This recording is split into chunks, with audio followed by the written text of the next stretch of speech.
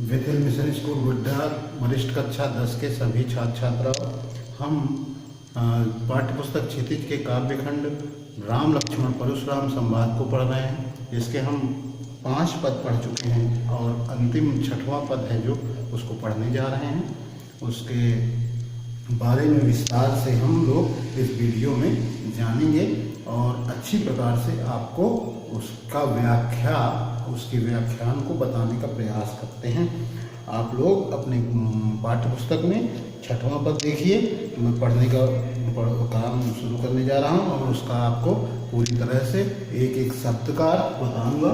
मैं यहाँ पर उसके शब्दार्थ भी लिख रखा है, उसको जैसे ही जिस पंक्ति में जो आएगा उसको मैं आपको इंगित करता रहूँगा। तो कहते हैं यहाँ पर लक्ष्मण जी बोल पढ़ते हैं और लक्ष्मण जी बोल रहे हैं किससे? परशुराम जी से। ये प्रसंग आपको ध्यान में रखना है कि 6वां पद जो है वो लक्ष्मण जी के द्वारा परशुराम जी के से वार्तालाप का है। और लक्ष्मण जी क्या कहते हैं? कहे हो लखन मुनिशील तुम्हारा, को नहीं जान विदित संसारा। पहली जो चौपाई की पंक्ति है इस पद की, ये पंक्ति जो रामचरितमानस में तुलसीदास जी ने लिखा है, उसमें लिखते हैं कि लक्ष्मण जी कहते हैं, कहे वो लखन मतलब लक्ष्मण जी कहते हैं, मुनि शील तुम्हारा, हे परशुराम तुम्हारा, हे मुनि तुम्हारा शील अर्थात तुम्हारी दयालुता को नहीं जान, कौन नहीं जानता, विदित संसारा अर्थात ये सारा संसार जानता है, सारे संसार को ये बात ज्ञात है कि तुम कितने दयालु हो। ये व्यंग बोलते हैं लक्ष्मण जी, क्योंकि परशुराम जी कहीं से कोई दयालुता उनमें नहीं थी, वो शील उनमें नहीं था, वो बहुत कठोर व्यक्ति थे। वो खुद अपने को कहते हैं खर कुठार में अकरुण को ही। ये बात जब पीछे के पद में आपने पढ़ी तो यहाँ अकरुण जो शब्द आया है वो यही बताता है कि उनके अंदर कोई करुणा कोई दया का भाव नहीं था। इसलिए यहाँ व्यंग के रूप में बोलते हैं लक्ष्मण जी कि कौन नहीं जानता कि आप कितने दयालु हो। और कहते हैं माता पिता ही उऋण भय नीके, माता और पिता के ऋण से तो आप अच्छी तरह उऋण हो गए हो, मतलब आपने उस ऋण से अपने आप को मुक्त कर लिया है। अब इस बात को आपको समझना होगा, थोड़ी सी मैं आपको इस बारे में बताना चाहूँगा कि ऐसी बात क्यों कहा लक्ष्मण जी ने। इसलिए कहा क्योंकि मातृ ऋण और पितृ ऋण हर पुत्र या संतान के ऊपर होता है। परशुराम जी के लिए ये इसलिए कह रहे हैं, यहाँ भी वो व्यंग्य ही बोल रहे हैं, क्योंकि परशुराम जी ने एक बार अपने पिता की आज्ञा से अपनी माँ का सर फरसे से काट दिया था। तो इस तरह का काम एक पुत्र नहीं कर सकता है, लेकिन ये परशुराम ने ये कार्य अपनी माँ के साथ किया था क्योंकि पिता ने ये आदेश क्रोधावेश में आकर दे दिया था। तो इसीलिए वो इस तरह का व्यंग्य बोलते हैं कि माता और पिता के ऋण से तो आप पहले ही मुक्त हो चुके हो।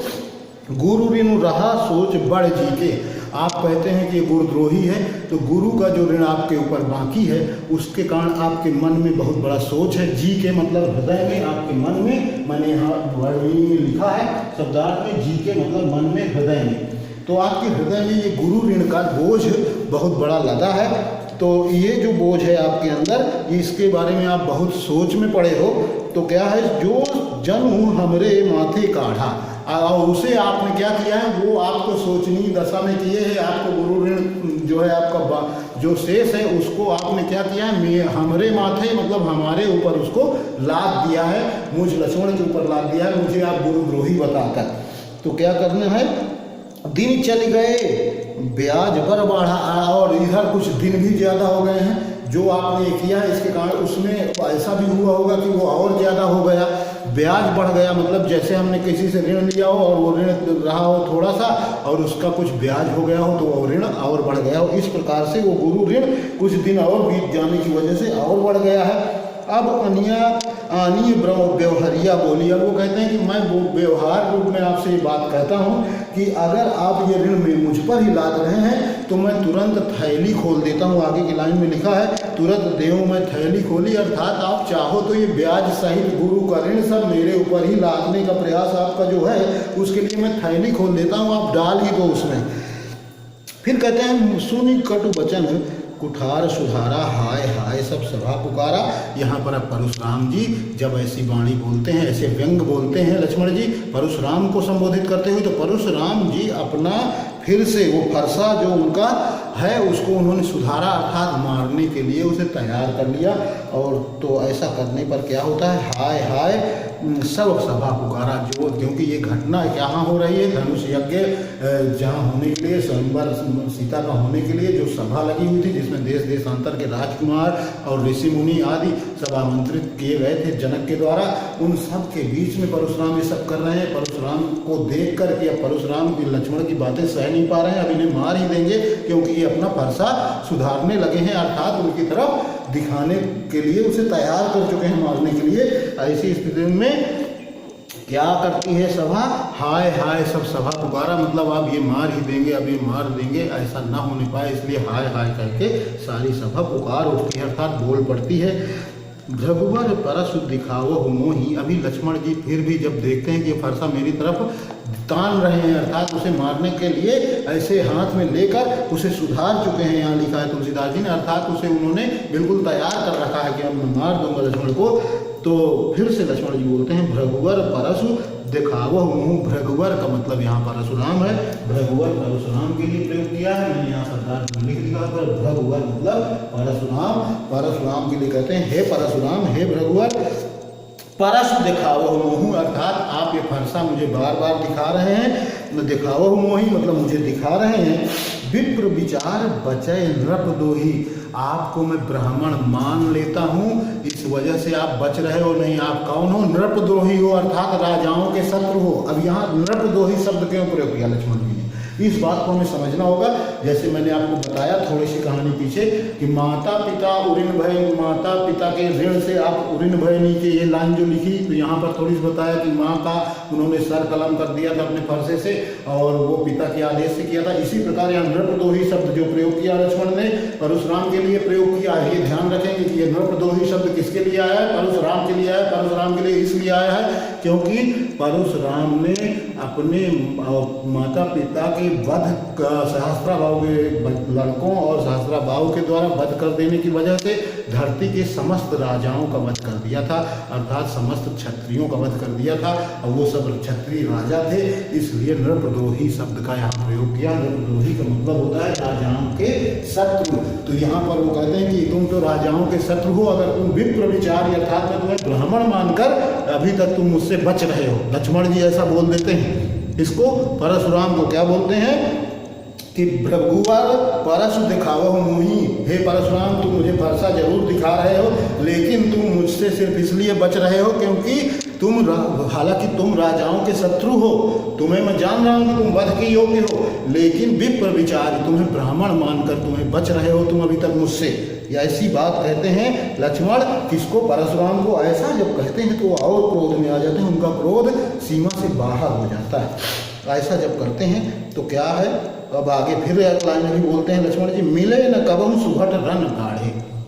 कहने का यहाँ तात्पर्य ये है कि आप जितना ज़्यादा अपनी बड़ाई, अपनी वीरता बता रहे हो, मिले न कबहु सुभट रन गाढ़े, अर्थात कभी भी आप अच्छे योद्धा के सामने, रण मतलब युद्ध में नहीं सामने पड़े। यहाँ लक्ष्मण ये कह रहे हैं कि मिले न कबहु सुभट रन गाढ़े, अर्थात सुभट मैंने बताया था 4 प्रकार के योद्धाओं का वर्णन रामचरितमानस में तुलसीदास जी ने किया है, उनके नाम में फिर से दोहरा देता हूँ। पहला है भट्ट, दूसरा है सुभट, तीसरा है महाभट्ट और चौथा है दारुण भट्ट। यहाँ पर परशुराम को लक्ष्मण ने ही महाभट्ट माना, अहो मुनीसु महाभट्ट मानी। पिछले के पद में आपने ये चौपाई पढ़ी थी, वहाँ पर मैंने बताया था ये बात, लेकिन आप यहाँ पर सुभट शब्द आया है, इसलिए मैं आपको फिर से दोहरा दिया कि ये जो शब्द हैं ये किसके, योद्धाओं के, वीरों की विशेषताओं को लिखने के लिए तुलसीदास जी ने 4 कैटेगरी के योद्धा बताए हैं। उसमें से पहला कैटेगरी है भट्ट, दूसरा है सुभट, तीसरा है महाभट्ट, चौथा है दारुण भट्ट। मैंने यहाँ पर सुभट की चर्चा है तो कहते हैं कि कभी भी आप सुभट जैसे मतलब अच्छे योद्धा के बीच में रन गाढ़े मतलब युद्ध आदि का कार्य करते समय आप सामने नहीं पड़े हो किसी अच्छे सुभट योद्धा के सामने। इसलिए क्या करते हो आप, द्विज देवता घर ही के बाढ़े। द्विज देवता का मतलब होता है ब्राह्मण। द्विज कहते हैं किसको, चंद्रमा को और ब्राह्मण को। क्यों कहते हैं थोड़ा सा जान लीजिए।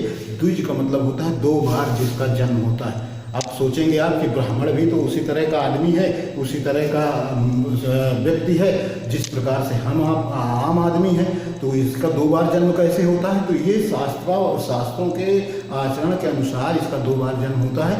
इसका एक बार जन्म तो उसकी माँ के गर्भ से होता है, दूसरी बार उसका जन्म तब माना जाता है जब उसका उपनयन संस्कार, यज्ञोपवीत संस्कार कर दिया जाता है, इसलिए उसे द्विज कहते हैं। इसलिए द्विज देवता का मतलब हे ब्राह्मण देवता, तुम घर ही के बाढ़े, अर्थात घर में ही रहकर अपने आप को बहुत बड़ा युद्ध के लिए तैयार योद्धा समझने लगे हो।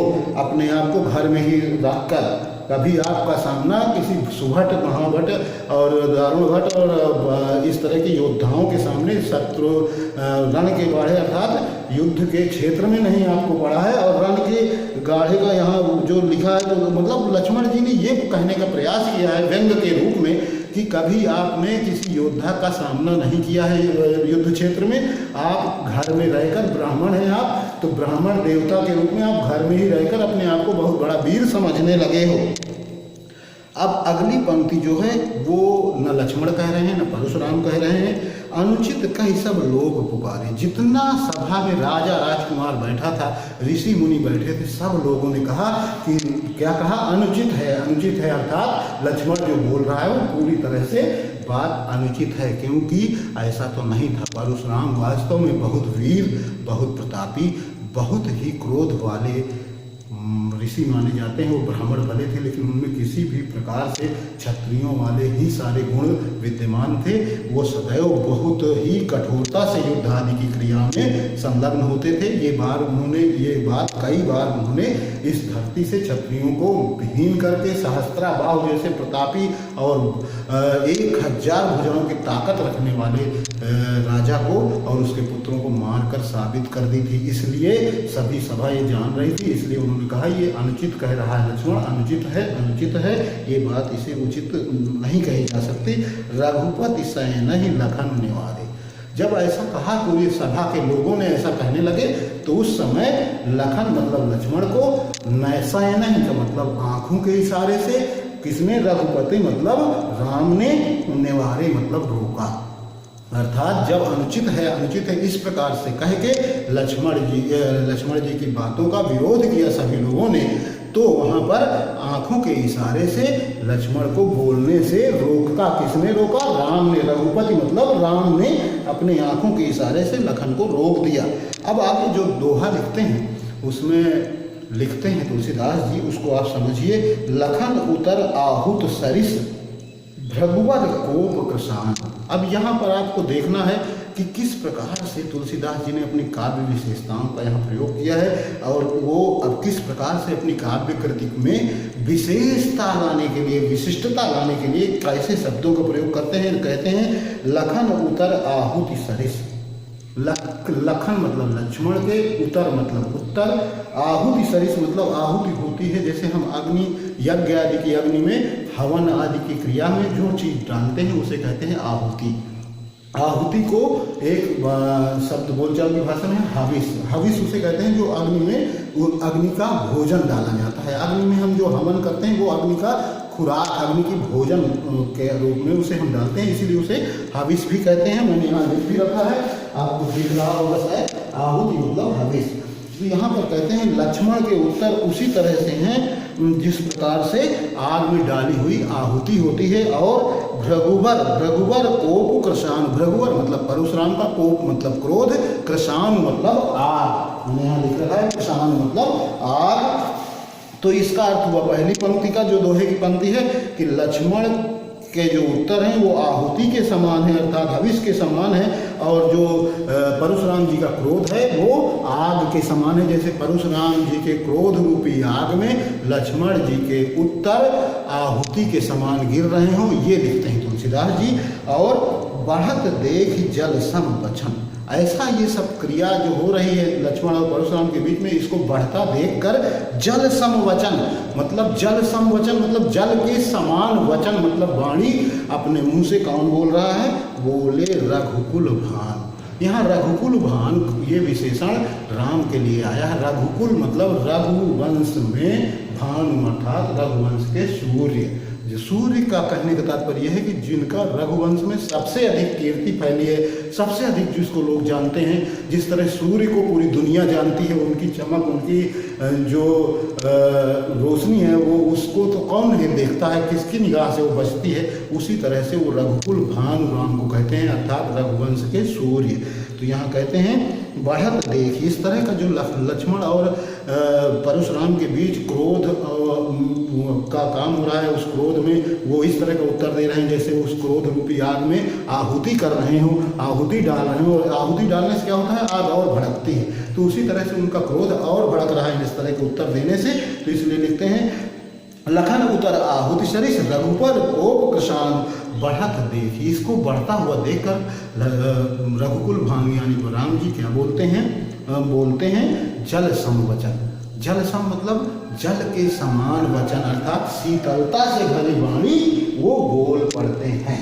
अब इसके आगे का जो है वो रामचरितमानस में वर्णन है, उसमें वो जो है वो क्रोध को शांत करने के लिए बहुत कुछ परशुराम जी से कहते हैं। वो आपके सिलेबस में क्योंकि नहीं है, इसलिए हम उसको जानने का प्रयास क्यों करें, हम अपने सिलेबस तक ही पढ़ेंगे। और इसमें आपको जहाँ भी जो चीज़ें दिख रही हैं उसमें आप देखेंगे कि कुछ जो दोहा है इसमें सरिस कहाँ प्रयोग होता है, उपमा अलंकार में। तो यहाँ उपमा अलंकार है, आपने देखा कि आहुत सरिस या रघुवर कोप कृषाण, यहाँ उपमा अलंकार पूरी तरह से परिलक्षित होता है।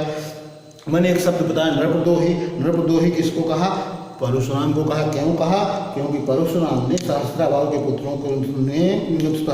पुत्रों ने मिलकर परशुराम के पिता को मार डाला था, तब परशुराम ने अपने पिता के हत्यारों सहित पृथ्वी के अन्य सभी राजाओं को मार डाला था। इस वजह से उन्हें नृपदोही कौन कह रहा है, लक्ष्मण कह रहा है। तो यहाँ नृपदोही शब्द परशुराम जी के लिए प्रयोग हुआ है। लक्ष्मण और राम के व्यवहार को तुलसीदास ने किस तरह बताया है, वो कहते हैं लक्ष्मण का व्यवहार और लक्ष्मण की जो बोलने का तरीका है वो उस तरह का है जैसे आग में कोई घी डालता हो तो आग बढ़ जाती है, उसी तरह से वो आहुति दे रहा हो जैसे, तो उसी